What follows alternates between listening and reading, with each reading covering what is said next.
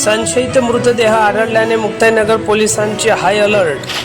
संशयित आरोपी शोधण्यासाठी मुक्ताईनगर पोलीस निरीक्षक आशिष अडसूळ यांनी घटनास्थळी पाहणी केली असता यांना काही संशयास्पद आरोपी लक्षात आले. त्यांनी यापुढे तपास यंत्रणा सुरू केली असता काही तासातच त्यांनी संशयित आरोपींना अटक केली असता त्यातून असे निष्पन्न झाले की सदर ही आरोपी आहे. जाणून घेऊया पोलीस. तुर्ली इथं एक संशयास्पद मृतदेह आढळला, काय झालं? आम्हाला नरवेलचे पोलीस पाटील महाजन यांनी फोन करून सकाळी 9:30च्या सुमारास सांगितलं की त्यांच्या गावातील अशोक काशीनाथ पाटील यांच्या शेतात जो कच्चा रोड आहे त्या कच्च्या रोडपासून 10 फूट अंतरावर एक त्यांच्याच गावातील मनुष्य निश्चित पडलेला आहे.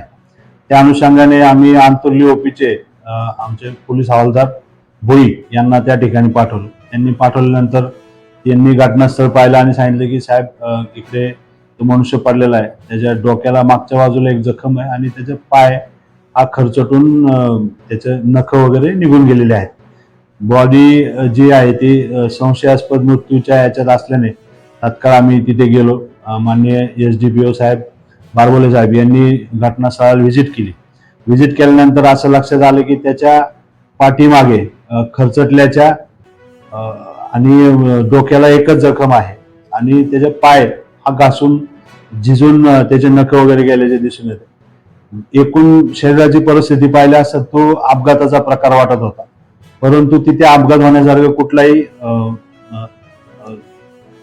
भौगोलिक स्थिती नसल्यामुळे तिथे तो संशय आम्हाला निर्माण झाला आणि मग त्याचा आम्ही तपास सुरू केला. तपासामध्ये असं लक्षात आलं की त्यांनी आदल्या दिवशी तो कुणाबरोबर होता, कुणाच्या संगतीने तो फिरत होता याबद्दल चौकशी केली असता आम्हाला असं समजलं की तो आदल्या दिवशी त्यांच्याच गावातील त्याचा मित्र प्रमोद, जो मृतदेह आहे तो प्रमोद तायडे यांचा होता, तर त्याचा मित्र अजय नायके म्हणून याच्याबरोबर फिरत होता. मग त्या अनुषंगाने अजय नायकेला आम्ही बोलवलं असता तर अजय नायकेने सांगितले की मी सकाळी मृतदेह तो गावातल्या लोकांना दाखवलेला आहे. आणि मग त्याच्याकडे चौकशी करत असताना आम्हाला थोडासा संशय आला. मग आम्ही त्याला खोलात जाऊन विचारणा केली. तर खोलात गेल्यानंतर त्यांनी सांगितलं की जो मयत आहे प्रमोद तायडे आणि अजय नायके हे दोघं काल एकत्र होते. ते संध्याकाळच्या वेळी दारू पिले आणि जेवणासाठी त्यांच्या बहिणीकडे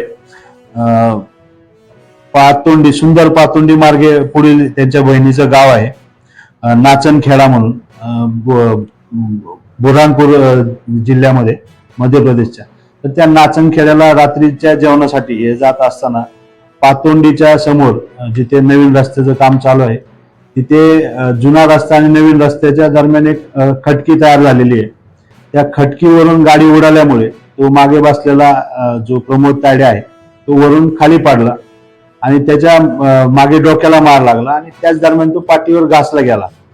आता ते डोक्याला मार लागल्यानंतर तो तिथेच जाग्यात बेशुद्ध झाला. त्यामुळे हा जो